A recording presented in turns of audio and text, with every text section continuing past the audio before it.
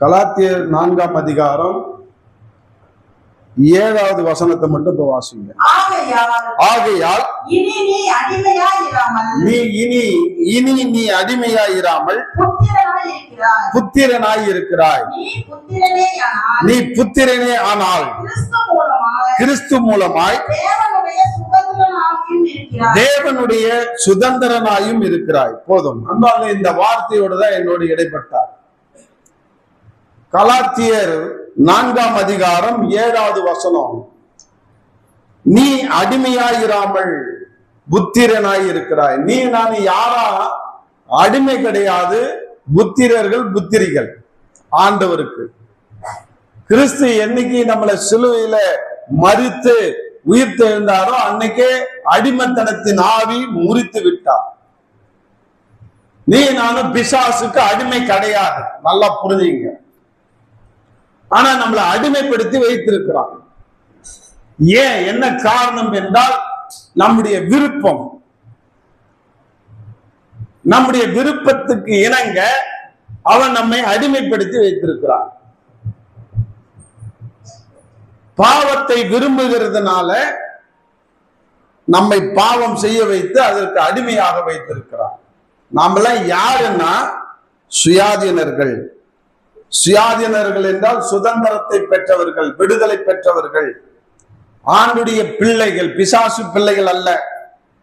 ஆண்டவருக்கு சொந்தமான பிள்ளைகள் ஆன போதிலும் இன்னைக்கு நம்முடைய சின்ன சின்ன ஆசைன்னு சொல்லுவாங்களே, அந்த கேடுகட்ட சின்ன சின்ன ஆசை, அந்த விருப்பம் பிசாசு நம்மள பர்மனண்டா அடிமையாக்கி வச்சிருக்கிறோம். இதுல இருந்து நம்ம விடுதலை அடையணும் அப்படின்னு ஆண்டவர் ஆசைப்படுறார். நல்லா புரிஞ்சுங்க. ஒவ்வொரு கிறிஸ்தவனும் சுயாதீனராய், விடுதலை அடைந்தவராய், தேவனுடைய புத்திரராய் புத்திரியாய் இருக்க வேண்டும் என்று ஆண்டவர் விரும்பி ஆண்டவர் நமக்கு எல்லா அதிகாரத்தையும் கொடுத்துட்டார். அப்பா பிதாவே என்று அழைக்கக்கூடிய அதிகாரத்தை கொடுத்திருந்த போதிலும் இந்த அடிமைத்தனத்தின் பிசாசு நம்மளை அடிமைப்படுத்தி வைத்திருக்கிறார். நீ நான் அடிமையாவே இருந்து செத்து நரகத்துக்கு போகணும் அப்படின்றது அவனுடைய எய்ம், பிசாசு சாத்தானுடைய எய்ம். ஆனால் ஆண்டவர் நம்மோடு போராடி கொண்டிருக்கிறார். இந்த சாத்தானுடைய தந்திரத்திலிருந்து என் பிள்ளைகளை எப்படியாவது காப்பாற்றி அவருடைய முழு உரிமை என்னன்றதை அவங்களுக்கு புரிய வைக்கணும், அவங்க கண்ணை திறக்கணும்னு சொல்லி நம்ம கண்ணை திறக்கிறதுக்கு 1008 போதனைகளை கொடுக்கிறாரு, கற்றுக் கொடுக்கிறாரு, என்னன்னோ செய்யறாரு. இன்னும் நம்ம மரமண்டைகளாவே கற்றுக்கொள்ளாமல் இருக்கிறோம், உணர்வு இல்லாம இருக்கிறோம், மக்கு பிள்ளையா இருக்கிறோம், நான் யார் என்றதே தெரியாம இருக்கிறோம். அன்பாலே, நீ யார் என்பதை தெரிஞ்சதுன்னா நீ பயப்பட மாட்ட, நீ அடிமைத்தனத்துல இருக்க மாட்ட. உனக்குள்ள பவர் என்னன்னு தெரிஞ்சுன்னா நீ இன்னும் அடிமையாவே இருக்க மாட்ட, பிச்சைக்காரனா இருக்க மாட்ட. நீ ராஜா விட்டு புள்ள, நீ இளவரசன் அப்படின்னு தெரிஞ்சதுன்னா நீ போய் பிச்சை எடுப்பியா? தெருவா உட்கார்ந்த இடத்துல எல்லாம் உனக்கு 1008 பேர் உனக்கு பணிவிடை செய்யறதுக்கு இருக்கிறான். ஆனா நீ பிச்சை எடுத்துட்டு இருக்கிற, நானும் பிச்சை எடுத்துட்டு இருக்கிறோம். என்ன காரணம்னா முட்டாள்தனம், நம்முடைய அறியாமை, சின்ன சின்ன விருப்பம், சின்ன சின்ன இந்த சொற்ப இச்சைகளுக்கு எல்லாம் ஆசைப்பட்டு நம்ம விரும்பி அதை போய் தொடர்றதுனால அது நம்மளை பிடிச்சிக்கிட்டு அடிமையாகிட்டு. இதுதான் பிசாசுடைய தந்திரம். நான் ஏற்கனவே சொல்லி இருக்கிறேன் உங்களுக்கு. 2 பக்கத்துலயும் வீடுகள் இருக்கு. அந்த வீட்டுல வெளியில நல்லா அவ்வளவு பெரிய பூட்டு தொங்குது. ஒவ்வொரு வீட்லயும் தொங்குதுன்னு வச்சுக்கோ. இந்த இருக்கிற வீடெல்லாம் வெளியில பூட்டு தொங்குது, உன் கண்ணுக்கு தெரியுது. நல்லா இமேஜின் பண்ணிக்கோ. அந்த இடத்துல நீ நிக்கிற, இந்த கடைசியில இயேசு நிக்கிறார், இந்த சைட்லயும் அந்த சைட்லயும் வீடுகள் இருக்கு. ஆனா என்ன தொங்குது வீட்டுல? எங்க தொங்குது? வெளியில தொங்குது. உள்ள இருக்கிற வெளியில வர முடியாது. ஆனா ஜன்னலுக்கு எல்லாம் திறந்து இருக்குது, வீடுலாம் அந்த கதவெல்லாம் திறந்து இருக்குது. 2 வீடு மறுவிலையும் நீ நடுவுல போகும்போது ஜீசஸ் அங்கிருந்து வா மகனேன்னு உன்னை கூப்பிடுறார். நீ நேரா அவரை பார்த்து போனாக்கா நீ போய் சேர்ந்துடலாம். குறுக்கால இப்படி அப்படின்னு திரும்பி பார்த்தா அந்த வீட்டுல அழகழகான பொண்ணுங்க கூப்பிட்டு நீங்க வா வான்னு கூப்பிடும். இந்த இடத்துல ஒருத்தன் நின்றுட்டு பிசாசு பணத்தை கொடுத்துட்டு வா இங்க வா, இவ்வளவு பணம் உனக்கு தான் அப்படின்னு காட்டும். அண்ணாண்ட வீட்டுல பார்த்தனாக்கா பிசாசு நல்ல பொண்ணை கூட்டு, இந்த பொண்ணு உனக்குதான், இந்த எடுத்துக்கோ அப்படின்னு. இப்ப நீ போய் அந்த பூட்டின வீட்டுல அந்த ஜன்னல் திறந்து இருக்கிறதுனால அந்த பொண்ணு கையில புடிச்சிட்டனாக்கா ஒன்னு அது புடிச்சுக்கோ, அவ்வளவுதான். இந்த வீட்டுல பணம் இருக்குது, பொண்ணு இருக்குது, போய் எடுத்துக்கலான்னு போய் ஜன்னல்ல அந்த பொண்ணை போய் எடுத்துனா அது புடிச்சுக்கோ. நீ போறவன் யாரை பார்த்து தான் போகணும்? அங்க இருந்துனா நீ இயேசுவை பார்த்து நீ நேரா போனா போய் சேர்ந்துடலாமா? இடையில உன்னை டைவர்ட் பண்ற பிசாசு கொடுக்கிற ஆசைக்கும் அழிவுக்கும் நம்ம திசை திருப்பி போய் அங்க போய் புடிச்சிட்டோம்னா அது கரண்ட் ஷாக் அடிச்ச மாதிரி நம்மளை புடிச்சுக்கணும். நாம இப்படிதான் வீணா போறோம். நம்ம போற பாதையில அங்க அந்த கோடியில இயேசு நிக்கிறாரு, அவரை பார்த்துட்டு போயிட்டோம்னா நேரா போய் அங்க சேர்ந்துடலாம். ஆனா பூட்டி இருக்கிற வீட்டுல அவன் வெளியில வந்து நம்மளை அட்டாக் பண்ண முடியாது. உள்ள இருந்து கத்துவான், ஏய் கேசவா, இந்த பொண்ணை பாரு, சூப்பரா, இது உனக்குதான், இந்த லட்சம் தரேன், வா வா வாங்கிக்கோ அப்படின்னாக்கா, லட்சமா அப்படின்னு போயிட்டேன்னு வச்சுக்கோ, செத்த நான் நரகம்தான். எதுவானா நீ கம்முனு கடை பிசாசன்ட்டு நேரா ஒவ்வொரு ஸ்டெப்பா நம்ம கடந்து போயிட்டோம்னா யார போய் அடைஞ்சிடலாம். இதுதான் தந்திரம். இந்த அடிமைத்தனத்தில் தான் நம்மளை வச்சுக்கிறான். இதுக்கு செல்போனை நிறைய நமக்கு பயன்படுத்துறான். காசை பயன்படுத்தி பார்த்தனா, சூதாட்டத்தை பயன்படுத்தி பார்த்தனா, சாராயத்தை பயன்படுத்தி பார்த்தனா, இப்ப கடைசியா எதை கொண்டு வந்து நிறுத்தி இருக்கிறான்? அந்த உலகம் அழியறதுக்குள்ள செல்போனை கொண்டு வந்து நிறுத்திட்டான். அதனால இப்படியே அடிமையாவே கிடக்குறோம். ஒவ்வொன்றுத்துக்கும், சாராயத்துக்கு, பெண்களுக்கு, செல்போனுக்கு, பணத்துக்கு, நகைக்கு, பெண் ஆசை, பொன்னாசை, இப்படி எல்லா ஆசையும் காமிச்சு நம்மளை அடிமைப்படுத்தி வச்சிருக்கிறான். அதனால்தான் சொல்றாரு, அடிமைப்படும்படி விரும்பாதே. பூட்ட வீடு தான் நல்லா தெரியுது, அங்க அழகா ஒரு பொண்ணு கூப்பிடறால, சரி என்னதான் போய் பேசுவோன்னு போய் பேசுன, மாட்டிக்கிட்ட, லாக் ஆயிட்டேன்னு அர்த்தம். விரும்பாதே. நீ விரும்புறத வச்சுதான் அவன் உன்னை அடிமைப்படுத்துகிறான், நம்மை அடிமைப்படுத்துகிறான். நீ என்ன செய்யணுமா? விரும்பாத, வெறுக்க ஆரம்பி, வெறுக்க ஆரம்பி, எல்லாத்தையும் வெறுக்க ஆரம்பி. ஆண்டவரே எனக்கு இது வேண்டாம், நீ போதும் எனக்கு. ஆண்டவரே இந்த பண ஆசை வேண்டாம், நீ போதும். இப்படி நம்ம முன்னேறி செல்லும்படியாக எதை வெறுக்கணுமோ அதை வெறுத்து, எதை விரும்பணுமோ அதை விரும்ப கற்றுக்கொள். ஆண்டுடைய சமூகத்தை விரும்ப கற்றுக்கொள். ஆண்டுடைய வார்த்தையை விருப்பத்தோடு கேட்க கற்றுக்கொள். ஆண்டுடைய சமூகத்துல ஜெபத்துல உட்கார விருப்பத்தோடு உட்கார கற்றுக்கொள். ஆண்டுடைய வேதத்தை விருப்பத்தோடு வாசிக்க கற்றுக்கொள். அப்ப நம்ம விடுதலையோட சுயாதீனராய் இருக்கலாம். ஆமென். நீ எப்ப பாவத்தையும் சிற்றின்பத்தையும் மற்றதையும் உலகத்தையும் விரும்பி விரும்பி நீ போனா நீ லாக் ஆயிடுவ, மாட்டிப்ப, பிசாசுக்கு அவஸ்தைப்படுவோம், அடிமையாவே இருக்கும். அன்பான்லே, இததான் இன்னைக்கு சொல்றாரு. நீனு விரும்புகிறாயா? அடிமைத்தனத்துக்குள்ளார போகணும்னு விரும்புகிறாயா? அடிமைப்படணும்னு விரும்புகிறாயா? நீ சுயாதீனன், நீ விடுவிக்கப்பட்டவன், நீ என்னுடைய மகன் மகளாக உனக்கு நான் அங்கீகாரத்தை கொடுத்துக்கிறேன். சாத்தாண்ட போயிடாத, அவன் காட்டுற தந்திர மாய வலைக்கு நீ மயங்கிடாத. இததான் சொல்ற. அப்படியே இந்த கலாத்தியர்ல இதை சொல்லிக்கிட்டே வந்து என்ன சொல்றாரு பாருங்களேன். 8வது வசனத்தை படிங்களேன். நீங்கள் தேவனை அறியாமல் இருந்தபோது சுபாவத்தின்படி தேவர்கள் அல்லாதவர்களுக்கு அடிமைகளாய் இருந்தீர்கள். பாருங்க, இன்னைக்கு நாம தேவனை, இந்த இயேசு என்ற ஒரு நபரை அறியாததுக்கு முன்னாடி அடிமையா இருந்தோம். எத்தனையோ தேவர்களுக்கு, தேவதைகளுக்கு, துஷ்ட தேவர்களுக்கு எல்லாம் அடிமையா கிடந்தோம். கண்டதே காட்சி கொண்டதே கோலனும் ஓடணும். அதனால்தான் சொல்றார், தேவர் அல்லாதவர்களுக்கெல்லாம் அடிமையா இருந்தீர்கள். இப்பொழுதோ 9வது வசனம், இப்பொழுதோ நீங்கள் தேவனை அறிந்திருக்க. யாரை அறிந்திருக்கிறோமா?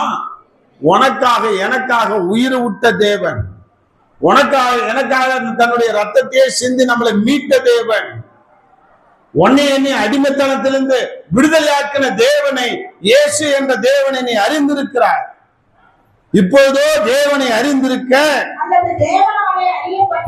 அல்லது தேவனாலே அறியப்பட்டிருக்க பலனற்றதும் வெறுமையானதுமான அவ்வழிபாடுகளுக்கு நீங்கள் மறுபடியும் திருப்பி மறுபடியும் அவைகளுக்கு அடிமைப்படும்படி விரும்புகிறது எப்படி?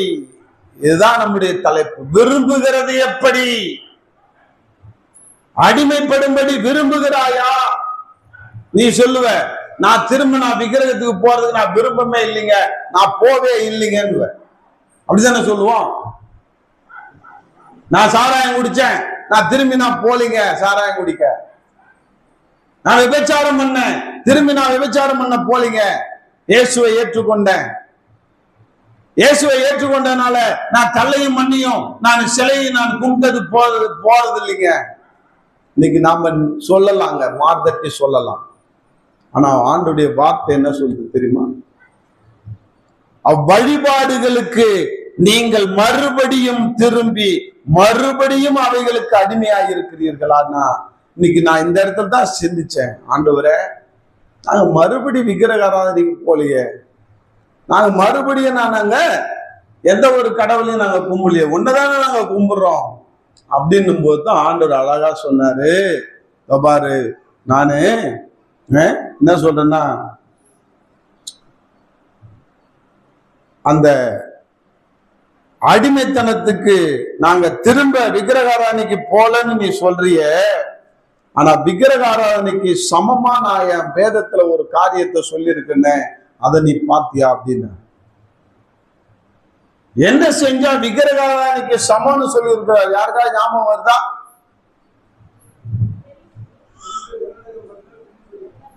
யார் சொன்னது? வெரி குட், ஒரு கிளாப் பண்ணிடுங்க.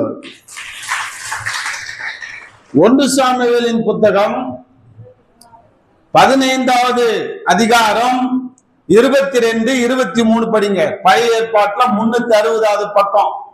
எல்லாரும் எடுத்து அதை கண்ணால பாருங்க. விக்கிரக ஆராதனைக்கு சமமாக ஆண்டவர் எதை சொல்கிறார், நாம் எதை செய்கிறோம் என்பதை இன்றைக்கு நாம சீர்தூக்கி பார்க்க வேண்டும். அன்பாலே, இன்னைக்கு 1 சாமுவேலின் புத்தகம் 15ஆம் அதிகாரம் 22, 23 கொஞ்சம் ஸ்மார்ட்டா வாசிங்க.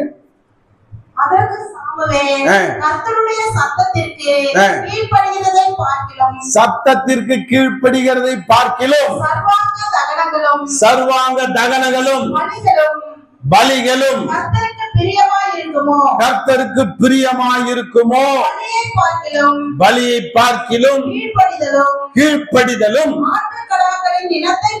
ஆட்டுக்கடாக்களின் நிலத்தை பார்க்கிலும் செவி கொடுத்தலும் உத்தமம். நல்லா சொல்லுங்க, என்னது? ரெண்டகம் பண்ணுதல்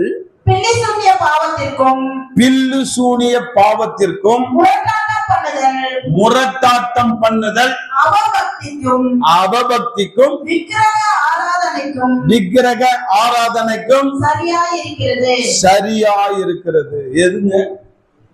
எது சரியா இருக்குதா? சொல்லுங்க, எது சரியா இருக்குது? முரட்டாட்டம் பண்ணுதல், ரெண்டகம் பண்ணுதல், இதெல்லாம் பில்லு சூனியத்துக்கும் விபச்சாரத்துக்கும் வேசித்தனத்துக்கும் விக்கிரக ஆராதனைக்கும் சமமாக இருக்கிறது. விக்கிரக ஆராதனைனாலே வேசித்தனம்னு சொல்லுவார் ஆண்டவர். விக்கிரக ஆராதனை பெருகிற இல்ல பழுகிற இடங்களிலே வேசித்தனம் மலிவாக பெருகி கிடக்கும். எங்கெல்லாம் விக்கிரக ஆராதனை பெறுகிறதோ அங்கெல்லாம் விபச்சாரமும் வேசித்தனமும் பழுகி கிடக்கும் என்று சொல்கிறார். நான் சொல்ல, வேதம் சொல்லுது. நீ என்ன ஒதுக்க வராத, அதுதான் உண்மை. நீ வேசித்தனமும் விபச்சாரம் பண்ணா விக்கிரக ஆராதனைக்கு சமம். நீ முரட்டாட்டமும் ரெண்டகமும் பண்ண விக்கிரக ஆராதனைக்கு சமம். ஆனா நான் விக்கிரகத்தெல்லாம் கும்பல்ல நம்ம சொல்றோம். இன்னைக்கு நமக்குள்ள எவ்வளவு முரட்டாட்டம் இருக்கிறது. எவ்வளவு ரெண்டகம் பண்றது இருக்கு. நம்ம மனசு ரெண்டகம்னா கீழகம், ரெட்ட புத்தி, ரெண்டு புத்தி. சர்ச்சில் ஒரு வேஷம், வெளியில ஒரு வேஷம்.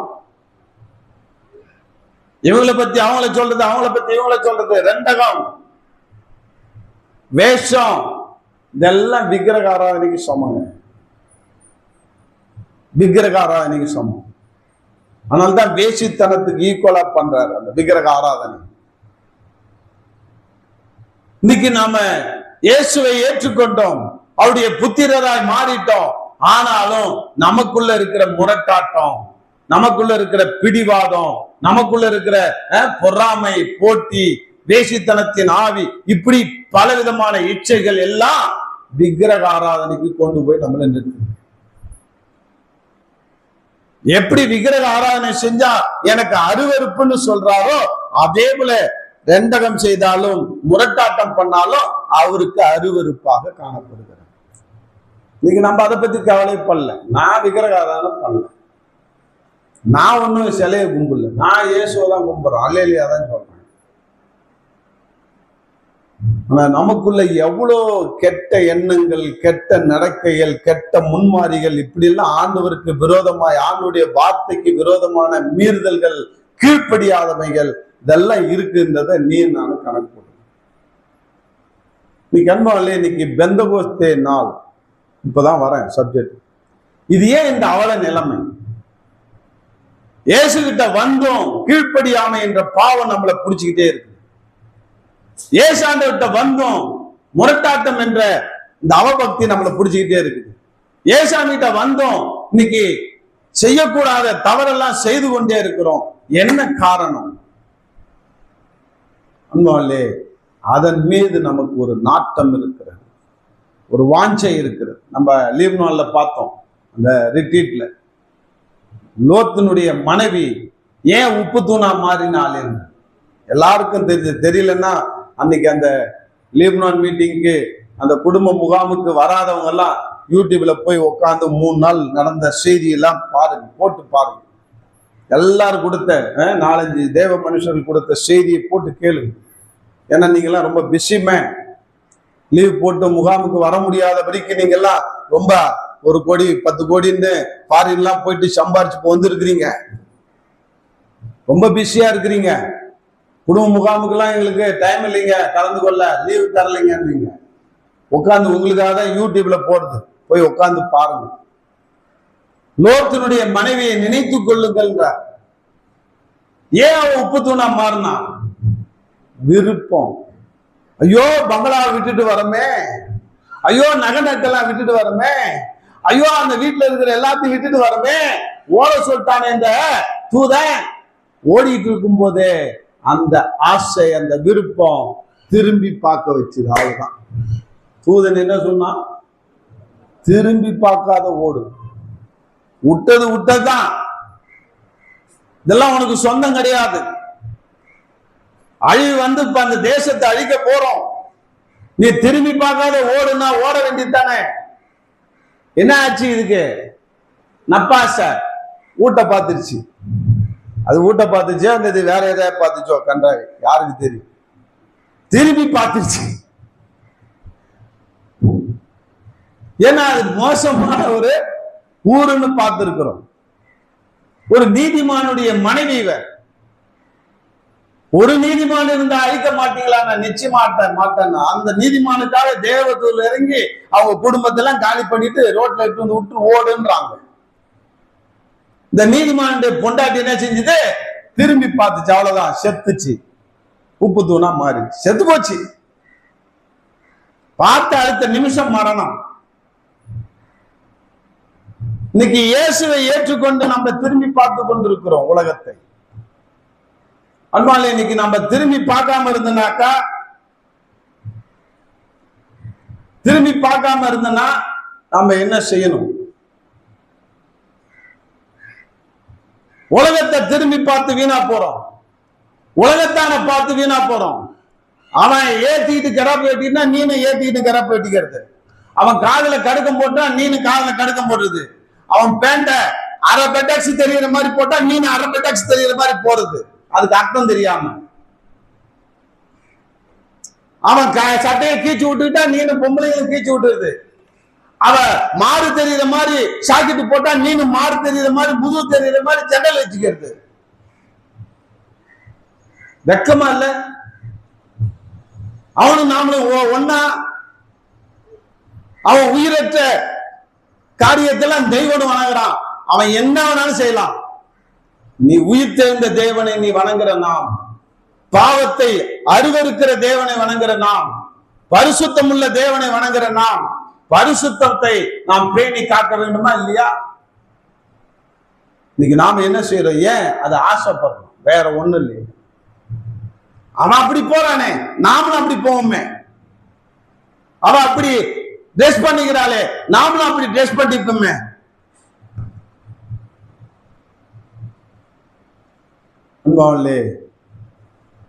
புலியை பார்த்து பூனை சூடு போட்ட கதையா இன்னைக்கு நாம உலகத்தை பார்த்து, உலக மக்களை பார்த்து, உலகத்தை சிற்றின்பத்தை பார்த்து நாம வீணா போயிட்டு கிடக்கிறோம். இதுதான் விருப்பம். இந்த விருப்பம் நமக்குள்ள இருக்கிறதுன்னு தெரிஞ்ச உடனே பிசாசு என்ன செய்யறான்? நம்மள அப்படியே அமுக்கி, கோழி அமுக்கிற மாதிரி அமுக்கி அடிமையா வச்சிருக்கிறான். ஆனால் தான் சொன்னாரு, அடிமைப்படும்படி விரும்புகிறாயா? விரும்பாத. எனக்கு விருப்பம் இல்லை, ஆனாலும் என்கிட்ட மொட்டாட்டம் இருக்குது. ஆண்டுடைய பிள்ளை தான், ஆனாலும் நான் கீழ்ப்படியாம இருக்கிறேன். என்ன காரணம்? இதுதான் நான் கேட்டேன் ஆண்டவர்கிட்ட. அப்பதான் சொன்னாரு, இன்னைக்கு என்ன நாளுன்னு. இந்த செய்தி நான் ஆண்டவர் சமூகத்துல உட்கார்ந்து நான் கேட்கும் போதெல்லாம் பெந்தகோஸ்தே என்ற நாள் எனக்கு ஞாபகமே வரல. இந்த கேள்வியில பல பிரச்சனைகள் வரும்போது நான் கேட்டேன், ஆண்டவரே, நாங்கெல்லாம் திரும்ப திரும்ப கீழ்ப்படியாம போறதுக்கு, திரும்ப திரும்ப பாவத்துல போய் விழுந்து போறதுக்கு, திரும்ப திரும்ப இந்த அடிமைத்தனத்திலே நாங்க விரும்புறதுக்கு என்ன காரணம்? அதுல இருந்து விடுதலை அடைய, பர்மனண்டா விடுதலை அடைய ஒரு சொல்யூஷனை கூட அப்படின்னும் போது ஆண்டவர் அழகா சொல்லி கொடுத்தாரு. இன்னைக்கு எந்த நாள் அப்படின்னா, இன்னைக்கு பெந்தகோஸ்தே திருநாள். டக்குன்னு ஞாபகம். இதே நிலைமையில் தான் நம்ம சீசர்லாம் இருந்தாங்க. உங்க அண்ணன்லாம் விழுந்து விழுந்து எழுந்திருக்கிற நிலைமை, குந்தி குந்தி நடக்கிற நிலைமை. ஆனால் தான் அவனுக்கு சொன்னேன், நான் உயிர்த்து எழுந்து 40 நாள் அவங்களுக்கு தரிசனமாகி 40வது நாள் பரநேறி போகும்போது ஒரு வார்த்தையை சொல்லிட்டு போனேன். என்ன வார்த்தை? எங்க இருக்கு? அப்போஸ்தலர் 1ஆம் அதிகாரம் 4வது வசனத்துல இது இருக்கு, படிங்க. அன்றியும் கூடி வந்திருக்கிற போது நோக்கி கொடுத்தான். சில நாளுக்குள்ளே பெறுவீர்கள். ஆகையால் எருசலேமை விட்டு போகாமல் என்னிடத்தில் கேள்விப்பட்ட பிதாவின் வாக்குத்தத்தம் போதும். என்ன நிறைவேற? பிதாவின் வாக்குத்தத்தம் நிறைவேற காத்திருங்கள். அப்ப அந்தாலே இன்னைக்கு அவர்கள் போய் காத்திருந்தார்கள். ஆனா அவங்க கிட்ட உள்ள ஒரு ஸ்பெஷாலிட்டி என்ன அப்படின்னாக்கா, கீழ்ப்படிதல். சொல்லுங்க. அது வரைக்கும் அவன் கீழ்ப்படியில தான். பரத்துக்கு எடுத்துக்கொள்ளப்படும் பொழுது ஆண்டவர் கடைசியா பேசின வார்த்தை அதுதான்.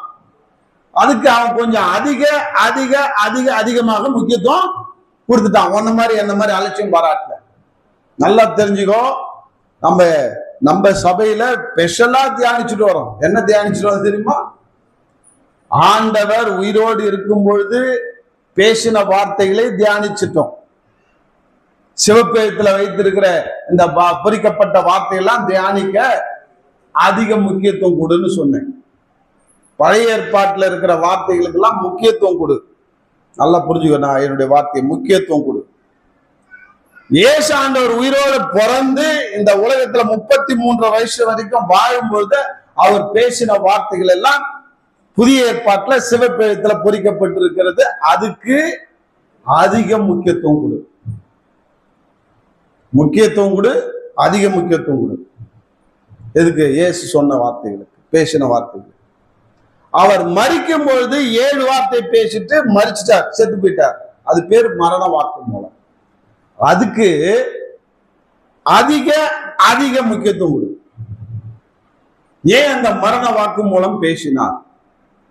என்ன அர்த்தம்? அது நாம ஒவ்வொரு நாளும் அந்த மரண வாக்கு மூலத்தை கடைபிடித்து வாழ்கிறோமா? அதிக அதிக முக்கியத்துவம். இப்ப மரித்த இயேசு அடக்கம் பண்ணப்பட்டு 3ஆம் நாள் உயிரோடு எழுந்திருக்கிறார். உயிரோடு எழுந்து அவரு இந்த 40 நாள் இந்த உலகத்துல உலாவி கொண்டு வந்தார். உயிர்த்தெழுந்த இயேசுவாக, மரித்தவராக அல்ல, உயிர்த்தெழுந்த இயேசுவாக, உருவாய் என்று சொல்லுவேன். என்னது? உருவம் உள்ளவராகவும் அருவமாகவும் உருவமற்றவராகவும் 40 நாள் இந்த உலகத்திலே உலாவி வந்தார். சீஷர்கள் மத்தியில நிறைய காரியம் பேசியிருக்கிறார். அதுக்கு அதிக அதிக அதிகமாக முக்கியத்துவம். 3 அதிகம். அப்ப அவரு உயிர் தெழுந்து இப்ப பரநேறி போகும்போது ஒரு வார்த்தையை சொல்லிட்டு போறாரு. இதபாரா, எருசலேம்ல போய் காத்துருங்க. எருசலேம் போய் என்ன செய்யுங்க? நான் சொன்ன நாள் நிறைவேறும்படியாக என்னிடத்தில் கேள்விப்பட்ட பிதாவின் வாக்குத்தத்தம் நிறைவேற எருசலேம்ல போய் காத்திருன்னு சொல்லிட்டு போயிட்டார். அன்பாலே அவர்களும் போய் காத்திருந்தார்கள் ஜெபத்தோட. நல்லா தெரிஞ்சுக்கோ, ஈகரா காத்திருந்தார். என்னவோ சொல்லிட்டு போனாரு, காத்திருன்னு சொன்னாரு. ஜெபத்துல காத்திருப்போம். ஏன் சொன்னார்? பிதாவினால் வாக்குத்தத்தம் பண்ணப்பட்டது, நான் சொன்னது, என்னிடத்துல கேள்விப்பட்டது, இதெல்லாம் நீ காத்திருன்னு சொன்னாரு அப்படின்னு இவன் போய் ஜெபத்துல காத்திருந்தான். கரெக்டா 10ஆவது நாள். எத்தனாவது நாள்? மொத்தத்துக்கு எத்தனை நாள்? அவர் உயிரோடு எழுந்து வந்து 40 நாள் உலாவினாரு. இப்ப பரநேறி சென்று 10ஆவது நாள், கரெக்டா 50ஆவது நாள், உயிர் தெழுந்த 50ஆவது நாள். கரெக்டா 10 நாள் காத்திருந்தாங்க. அந்த உயிர் தெழுந்தலிருந்து 50ஆவது நாள் வந்த உடனே அப்பதான் அப்போஸ்தலர் 2ஆம் அதிகாரம் முதல் வார்த்தை என்ன சொல்லிட்டு பாருங்க. இருங்க, நிறுத்துங்க. என்ன நாள் வந்த போதும்? அந்த பெந்தகோஸ்தே என்ற நாள் வந்த போது. அப்படின்னாக்கா இதுதான் ஃபர்ஸ்ட் பெந்தகோஸ்தே நாள் அல்ல. இன்னைக்குதான் பெந்தகோஸ்தே நாள் கிடையாது. ஏற்கனவே பெந்தகோஸ்தே நாளை அவர்கள் கேள்விப்பட்டிருக்கிறார்கள். அப்ப அது என்னங்க அந்த பெந்தகோஸ்தே நாள்? அந்த பெந்தகோஸ்தே நாள் வந்தபோது, அப்ப முதல் தரமாக இந்த பெந்தகோஸ்தே நாள் வரவில்லை. ஏற்கனவே எங்கேயோ அவர்கள் கேள்விப்பட்ட அந்த பெந்தகோஸ்தே நாள் வரும்போது, பெந்தகோஸ்தே நாள் அப்படின்னாக்கா என்ன அர்த்தம் தெரியுமா? பெந்தகோஸ்தே நாள்னா 50ஆவது நாள். அதான் அர்த்தங்க. எத்தனாவது நாள்? பென்டா அப்படின்னா 50, கிரேக்க சொல்லுது. அந்த 50ஆவது நாள் வந்த போது, சொல்லுங்க, இது பெந்தகோஸ்தே நாள் வந்த போது நீங்க படிக்கிறேன்னா பெந்தகோஸ்தே அப்படின்னாக்கா ஏதோ நினைச்சிட்டு இருக்கிறீங்க, ஆடுறது குதிக்கிறது அப்படின்னு. இல்லை, பெந்தகோஸ்தே நாள் என்றால் 50ஆவது நாள் வந்த போது. அப்ப ஏற்கனவே ஒரு 50ஆவது நாள் அனுபவம் அவங்களுக்கு இருக்குது. என்ன அப்படின்னாக்கா யாத்ராகம புஸ்தகத்தை 19:1 படிங்க. யாத்ராகம புஸ்தகம் இதை அப்படியே வச்சுட்டு 19:1 படிங்க.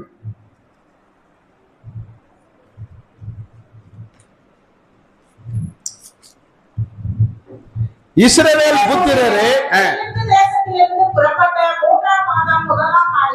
பாருங்க, எகிப்து தேசத்திலிருந்து இஸ்ரவேல் மக்கள் எல்லாரையும் வெளியில கொண்டு வர ஃபர்ஸ்ட் நாள் என்ன நாள்?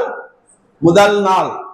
அந்த எகிப்து தேசத்திலிருந்து வெளிவந்த நாளிலிருந்து, அதுதான் முதல் நாள். சீனாய் வனாந்தரத்திலே சேர்ந்தார்கள். அப்படியே வந்துட்டு இருக்கிறாங்க. வந்துட்டு இருக்கும் போது அப்ப 5வது வசனத்தை படிங்களேன். இப்பொழுது நீங்கள் என் வாக்கை உள்ளபடி கேட்டு என் உடன்படிக்கையை காத்துக் கொள்வீர்களானால் சகல ஜனங்களிலும் நீங்களே எனக்கு சொந்த சம்பத்தாய் இருப்பீர்கள். பாருங்க, இந்த 3ஆம் மாதம் முதல் நாள்ல இருந்து இவங்க அந்த இடத்துக்கு வர வரைக்கும் எத்தனை நாள் ஆச்சுனாக்கா 50 நாள் ஆச்சு. இந்த பயணம் பட்டு நீங்க இவங்க வரும்பொழுது 50வது நாள்ல தான் அவர் எகிப்துல இருக்கிற வரைக்கும் அவர் வார்த்தையை கொடுக்கலீங்க. அவங்க பிரயாணப்பட்டு 50வது நாள் ஒரு இடத்துல வரும்பொழுது அந்த இடத்துல வந்துதான் வார்த்தையை கொடுக்கிறார். நல்லா தெரிஞ்சுங்க, ஆண்டுடைய வார்த்தை இஸ்ரவேல் மக்களுக்கு எத்தனாவது நாள் கொடுத்தாரா? 50வது நாள் கொடுத்தார். அந்த 50வது நாள்ல அந்த வார்த்தையை வாங்கின இஸ்ரவேலர்கள் சொன்ன காரியம் என்னன்னா 7வது வசனத்தை படிங்க. மோசே வந்து ஜனங்களின் மூப்பரை அழைப்பித்து கர்த்தர் தனக்கு கற்பித்த வார்த்தைகளை எல்லாம் அவர்களுக்கு முன்பாக சொன்னார். 50வது நாள்ல அந்த வார்த்தையெல்லாம் சொல்றார். ஆண்டவர் கொடுத்த வார்த்தையெல்லாம் சொல்லும் பொழுது அதற்கு ஜனங்கள் எல்லோரும் ஏகமாய் கர்த்தர் சொன்னவைகள் எல்லாம் செய்வோம். சொல்லுங்க, அதை மட்டும் கட்டம் போடுங்க. கர்த்தர் சொன்னவைகள் எல்லாம் செய்வோம். சொல்லுங்க, கட்டம் போடுங்க. நல்லா உங்க பைபிள மறக்காதீங்க. கர்த்தர் சொன்னவைகள் எல்லாம் செய்வோம் என்பதுதான் பெந்தகோஸ்தே நாள் என்ற அர்த்தம். ஆமே. பெந்தகோஸ்தேனாக்கா மீசை எடுத்துக்கிறதும் கை தட்டுறதும் பல பாஷை பேசுறதும் வெள்ளை ட்ரெஸ் போடுறதும் அது கிடையாது. பெந்தகோஸ்தே அனுபவம். பெந்தகோஸ்தே அனுபவம்னா கர்த்தர் சொன்ன வார்த்தையின்படி நாங்கள் எல்லாரும் அவைகளெல்லாம் நாங்கள் செய்வோம் என்று சொல்றதுதான் பெந்தகோஸ்தே அனுபவம். அப்ப கர்த்தருடைய வார்த்தையை பெற்ற நாள் தான் 50வது நாள். அந்த நாள்ல அவங்க சொன்ன வார்த்தை, இந்த வார்த்தையின்படி நாங்கள் செய்வோம் என்று அஷூரன்ஸ் கொடுக்கிறாங்க. அதுதான் பெந்தகோஸ்தின் அனுபவம். ஆடுறதோ குதிக்கிறதோ கிடையாது. இன்னைக்கு அவங்க ஒவ்வொரு நினைச்சிட்டு இருக்கிறாங்க. பெந்தகோஸ்தே நாள்னா இவங்க எல்லாம் பெந்தகோஸ்தே கத்துவாங்க, இவங்க கை தட்டுவாங்க, இவங்க அந்நிய பாஷை பேசுவாங்க, அதுதான் பெந்தகோஸ்தே அப்படின்னு நினைச்சிட்டு நம்ம ஒவ்வொரு விளக்கம் விட்டுட்டு இருக்கிறோம். ஆனா எபிரேயத்துல கர்த்தர் சொன்ன வார்த்தைகள் எல்லாம் செய்வோம் என்பதுதான் பெந்தகோஸ்தே அனுபவம். உனக்கு எனக்கு இருக்குதா? அது உனக்கு எனக்கு இருக்குதா? கர்த்தர் சொன்ன வார்த்தைகளை செய்வதுதான் பெந்தகோஸ்தே அனுபவம். அன்பாலே அதற்கு தான் ஆண்டவர் சொன்னாரு, நான் சொன்னவைகள் எல்லாம் நீ செய்ய முடியாம தவிச்சிட்டு கிடக்கிற, கீழ்ப்படியாம போயிட்டு கிடக்கிற, அதுல நிலை நிற்காம இருக்கிற. அதனாலதான் புதிய ஏற்பாட்டு காலத்து பக்தர்களுக்கு சொன்னாரு, தம்பி கவலைப்படாதீங்க, நீங்க எல்லாம் போய் எருசலேம்ல காத்துருங்க. அழகா சொல்றாரு பாருங்க. எருசலேம்ல என்ன செய்யுங்க? காத்துரு. இப்ப வாங்க அப்போஸ்தலர் நடவடிக்கை புத்தகம் 1ஆம் அதிகாரத்துக்கு. என்னிடத்தில் கேள்விப்பட்டதை என்ன கேள்விப்பட்டாங்க பாருங்க. 24ஆம் அதிகாரம் 30, அதாவது லூக்கா 24:49 என்ன சொல்லுங்க பாருங்க. லூக்கா 24:49. லூக்கா 24:49.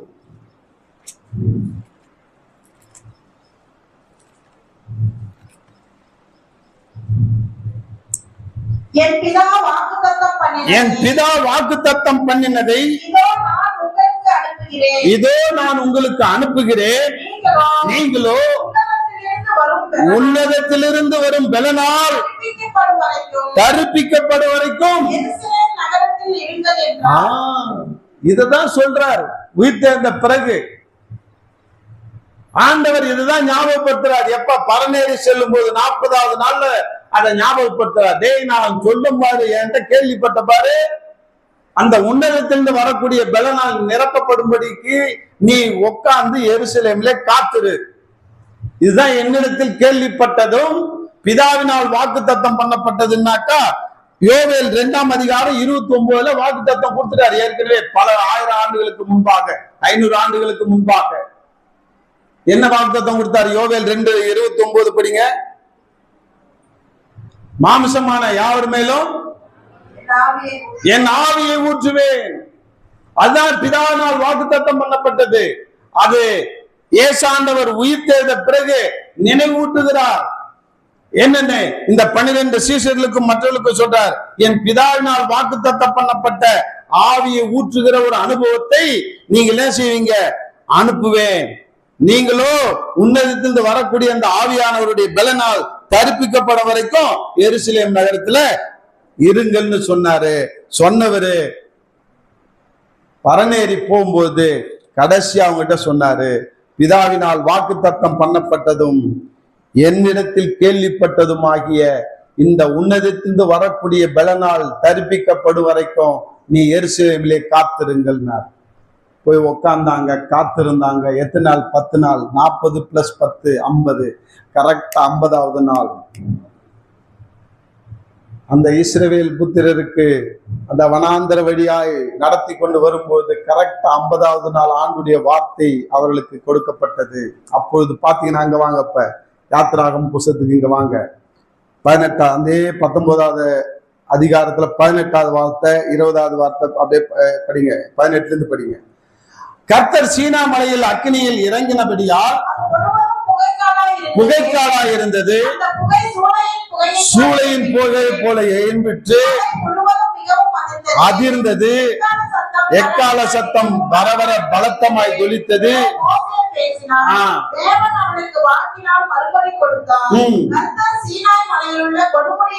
இறங்கினபடியால் போதும்.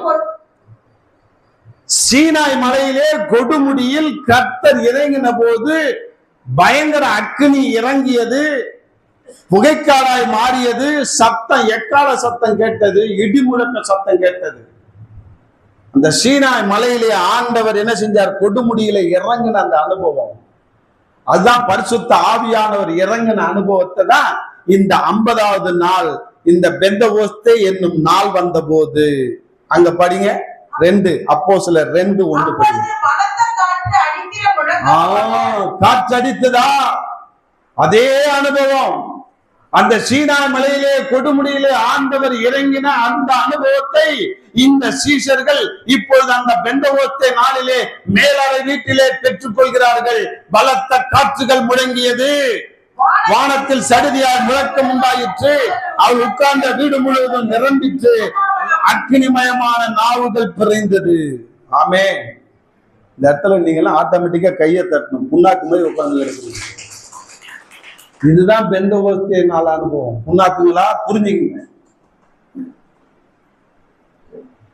அங்க இஸ்ரவேல் மக்களுக்கு ஆண்டவர் கொடுமுடியில் இறங்கின போது இடிமுழக்க சத்தமும் அக்னி மயமான அக்னி சூழ அந்த நெருப்புகளும் இறங்கின போது அதே அனுபவத்தை மேலறை வீட்டில, ஓ அறை வீட்டுல, உன் கதவை சாத்திட்டு நீ காத்திருக்கும் போது நீ நானும் பெற்றுக்கொள்ளலாம். இந்த இடத்துல சபையில பெற்றுக்கொள்ளலாம். அன்பாலே, நீ எங்கெல்லாம் கூடி ஆண்டவருடைய நாமத்தை சொல்லி நீ வெயிட் பண்றியோ, காத்திருக்கிறியோ ஜெபத்துல, அங்கெல்லாம் இந்த பெந்தகோஸ்தே அனுபவம். ஆண்டவரே, உங்களுடைய வார்த்தையின்படி நாங்கள் செய்கிறோம். அதுதான் அது வார்த்தை. இரண்டாவது முறையாக ஆண்டவருடைய வார்த்தை அக்கினி மயமாக அவர் மேல எழும்பிற்று, அவங்களை பலப்படுத்தியது. அதுக்கப்புறம் பாருங்க, அவங்க குந்தி குந்தி நடக்கல, விழுந்து விழுந்து ஏந்திரிக்கல, ஆண்டவருக்கென்று அக்கினியாக எழும்பி பிரகாசித்தார்கள். ஆமே. இன்னைக்கு நீ நானும் குந்தி குந்தி நடக்கிற வாழ்க்கையை விட்டுட்டு, விழுந்து விழுந்து ஏந்திரிக்கிற வாழ்க்கையை விட்டுட்டு, கீழ்ப்படியாமை வாழ்க்கையை விட்டுட்டு, இச்சை, இன்னைக்கு ரெண்டாட்டம், முரட்டாட்டம், இன்னைக்கு பில்லு சூனியம், இதெல்லாம் விட்டுட்டு ஆண்டுடைய சமூகத்துல காத்துரு. இந்த பெந்தகோஸ்தே அனுபவத்தை பெற்றுக்கொள். அப்ப பாரு, உன் வாழ்க்கை மறுபடியும் ஆண்டவர் தூக்கி நிறுத்துவார். ஆமே. இன்னைக்கு எப்படியா நீ கேடுகட்ட தனமா நீ விழுந்து கிடக்கலாம், நீ எத்தனை வாட்டி வேணாலும் நீ சோரம் போயிருக்கலாம், எத்தனை வாட்டி வேணாலும் பிசாசிட்ட அடிமைப்பட்டு இருக்கலாம். ஆனால் இன்றைக்கு உன்னை பார்த்து என்ன பார்த்து ஆண்டவர் சொல்றது, மகனே மகளே, நீ விழுந்து கிடக்கிறதுக்காக நான் உன்னை தெரிந்து கொள்ளவில்லை, நீ விழுந்து கிடக்கிறதுக்காக உன்னை நான் மீட்டெடுக்கவில்லை, நீ பாழா போறதுக்காக, நரகத்து போறதுக்காக உயிரை கொடுத்து ரத்தத்தை கொடுத்து உன்னை மீட்கவில்லை, உன்னை என்னை மகனா மகளா நான் மீட்கவில்லை. உன்னை மீட்டதே எதுக்குன்னா, என் கூட ராஜாத்தி மாதிரி ராஜா மாதிரி உட்கார்ந்து இருக்கதான். இன்னைக்கு ஒப்பு கொடு. ஆண்டவரே, இந்த அடிமைத்தனத்தை நான் விரும்பினதுனால விழுந்து கிடக்கிறேன், இதுக்கு மேல இந்த அடிமைத்தனத்தை வெறுத்துட்டு ஆண்டவரே உம்முடைய பலனால நாங்கள் நிரப்ப ஆசைப்பட நான் இன்னைக்கு இந்த ஒப்பு கொடுக்கிறேன். ஆண்டவரே, உன்னிடத்திலிருந்து வரக்கூடிய பலனால நான் தரிப்பிக்கப்படும் வரைக்கும் நான் ஆசைப்பட்டு அதை கேட்டு பெற்றுக்கொள்ளும்படியாக நான் என்னை ஒப்பு கொடுக்கிறேன்னு சொல்லி ஒப்பு கொடுத்து அந்த அனுபவத்தை பெற்றுக்கொள். ஆண்டவரை, இன்னிலிருந்து உன் வார்த்தைக்கு நான் 100% கீழ்ப்படுகிறதுக்கு எனக்கு பலன் வேணும், நீ கொடு, நான் வாங்கிக்கிறேன். என்ன நிரப்பு, நான் வாங்கிக்கிறேன். எதுக்கு? உன் வார்த்தைக்கு 100% கீழ்ப்படுகிறவனாய் மாற.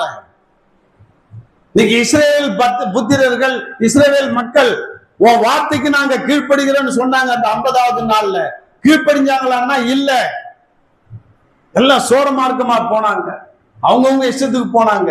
அதனால அந்த கானா ஊர்ல போக முடியல. 2 பேர் தவிர, காலேபு, யோசுவா. அவன் 2 பேர் தான் ஆண்டுடைய வார்த்தைக்கு கீழ்ப்படிந்தான். மோசேயினுடைய வார்த்தைக்கு கீழ்ப்படிந்தான். முரட்டாட்டம் பண்ணல, ரெண்டகம் பண்ணல, முறுமுறுக்கல, இச்சையில விழல, எதையுமே செய்யல. அந்த 2 பேரும் ஆண்டுடைய வார்த்தைக்கு 100% கீழ்ப்படிந்ததுனால அந்த 2 பேர் மட்டும்தான் கானானுக்குள்ள போனான் என்று வேதம் சொல்கிறது. அன்பாலே, இன்னைக்கு நம்ம எத்தனை பேர் போறோம்? அந்த 2 பேர் அனுபவத்தை எல்லாரும் பெற்றுக்கொள்ளணும். ஆமென். அந்த 2 பேர், காலேபு, யோசுவா பெற்ற அனுபவத்தை நாம் எல்லாம் பெற்றுக்கொள்ளணும்னா அந்த 2 பேரும் அந்த அக்னிமயமான நாவுகளினால நிரப்பப்பட்டவர்களாக ஆண்டுடைய வார்த்தையை கேட்க பரிசுத்த ஆவியினால பலன் பெற்றார்கள்.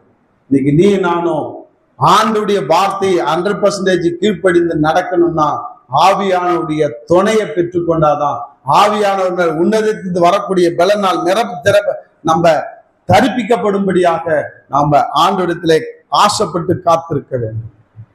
இன்னைக்கு அதை விரும்பு, இதை விரும்பாத. பிசாசு காற்ற மாய விலையை விரும்பாத. அழகும் மாயும் வீண், பண ஆசை வீண், எல்லாத்தையும் விட்டுட்டு தான் போகணும். எவ்வளவு பெரிய காரியத்தை நீங்க இங்க பெற்றுக்கொண்டு இருந்தாலும் அதை விட்டுட்டு தான் போய் ஆகணும். அதெல்லாம் வீணும், மாயை. ஆனால்தான் ஆண்டவர் நல்லா பிரசங்கி ஒரு புஸ்தகத்துல அழகா போட்டிருக்காரு, படிங்க அதை. வாலிபனே படிங்க, 11வது அதிகாரம், பிரசங்கி 11வது அதிகாரம், 800வது பக்கம், சரியா 9வது வசனம், 10வது வசனம். வாலிபனே, உன் இளமையிலே சந்தோஷப்படு, உன் வாலிப நாட்களிலே உன் இருதயம் உன்னை பூரிப்பாக்கட்டும், உன் நெஞ்சின் வழிகளிலும் உன் கண்ணின் காட்சிகளிலும் நட. ஆனாலும் இவைகளை எல்லாவற்றிலும் நிமித்தம் தேவன் உன்னை நியாயத்திலே கொண்டு வந்து நிறுத்துவார் என்று அறி.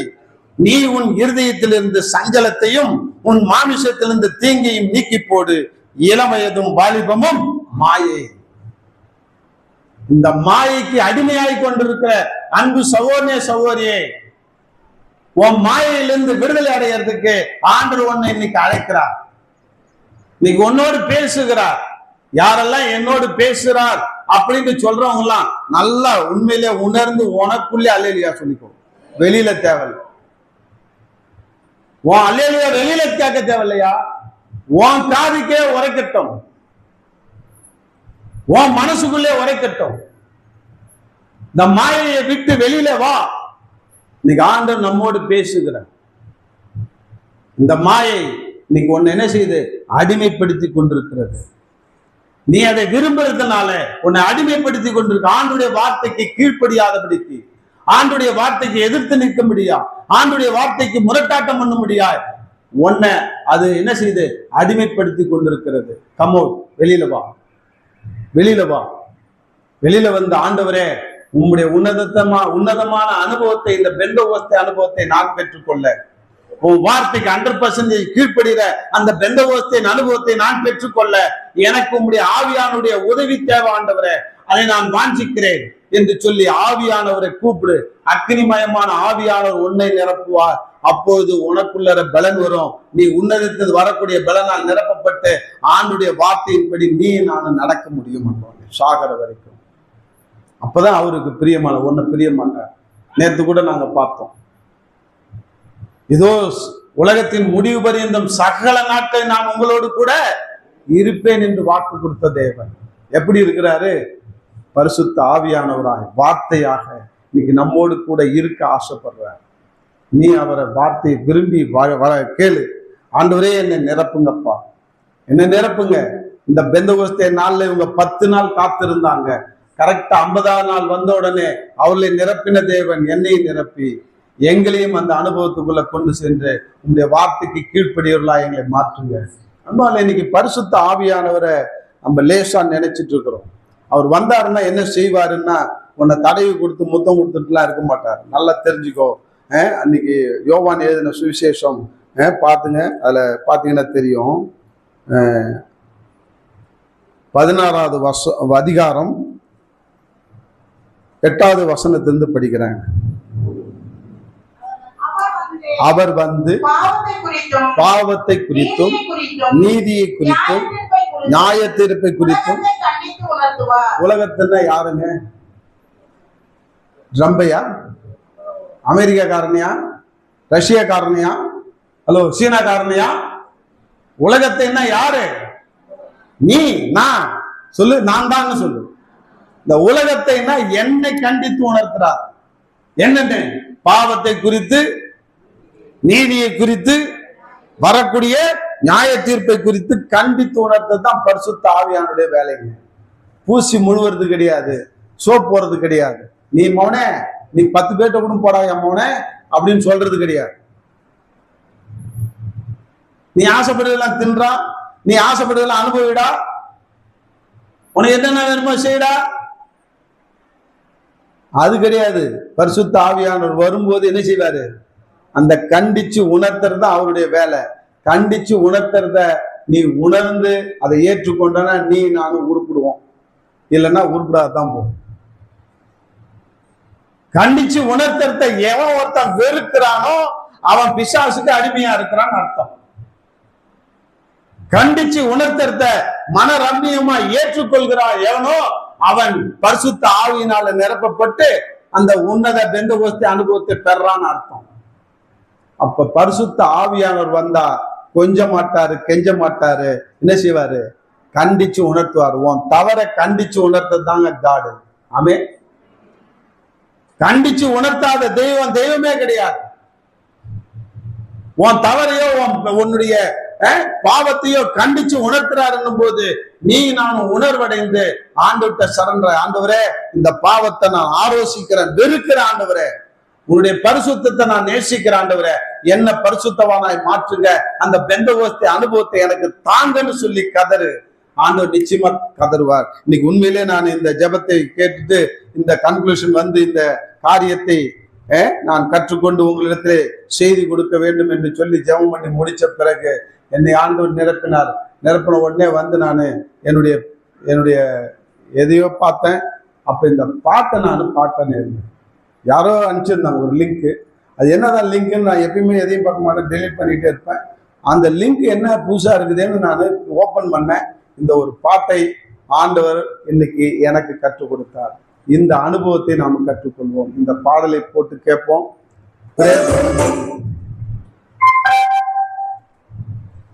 உட்கார்ந்து கேளுங்க. அதுக்கப்புறம் கடைசியா எழுந்து நம்ம ஜெபம் பண்ணி முடிப்போம். இந்த அனுபவத்தை எல்லாரும் பெற்றுக்கொள்வோம்.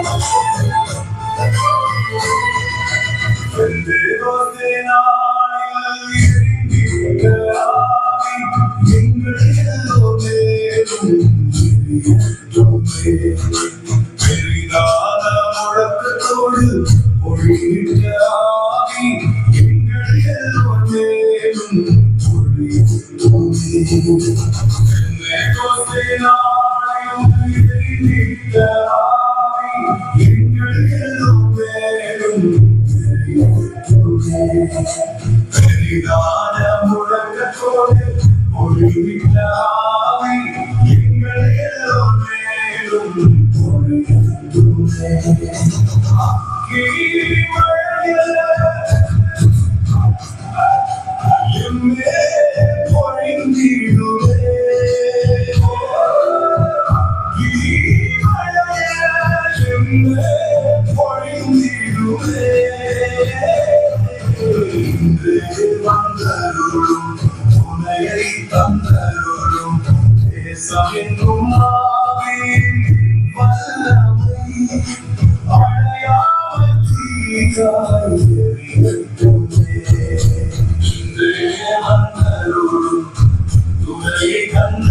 எல்லாரும் ஜபாவினால ஜபத்தினால ஜபத்தோடு இது கேட்போம். அப்படியே நிக்கிறவங்க ஏஞ்சி நிக்கிறவங்க நின்றுட்டு கூட கேட்கலாம். எல்லாம் முட்டி போட்டு கேட்கறவங்க கேட்கலாம், ஏஞ்சி நின்று கேட்கறவங்க கேட்கலாம், இன்னைக்கு அமர்ந்திருந்து கேட்கறவங்க கேட்கலாம். எஸ் எஸ் எஸ் எல்லாரும் கேட்போமா?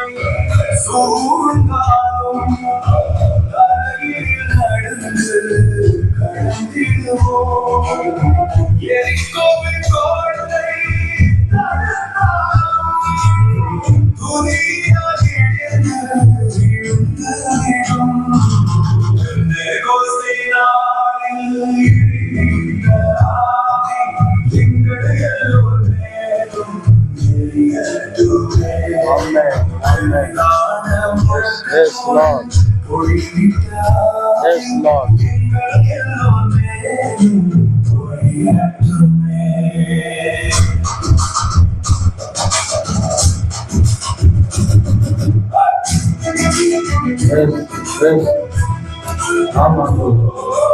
எல்லாரும் பேசலாம். இந்த அனுபவத்தை எங்களுக்கு தாங்கப்பா, எனக்கு தாங்க, எங்களுக்கு தாங்க, எனக்கு தாங்க, எங்களுக்கு தாங்க. ஒவ்வொருவரும் கேட்போம். எஸ் எல்லாரும் கேட்போம்.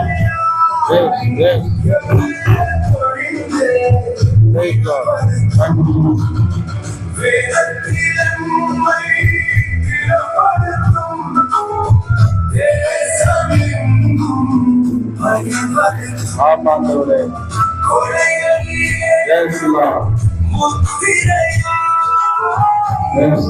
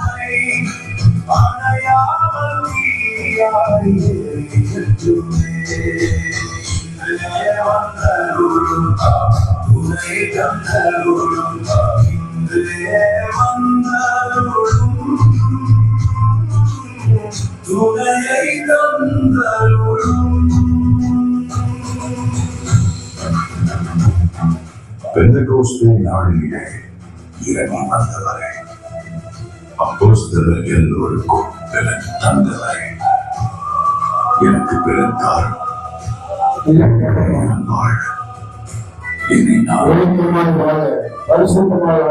பதவி எல்லாம் வாயை திறந்து எஸ் லார்ட், எஸ் லார்ட்.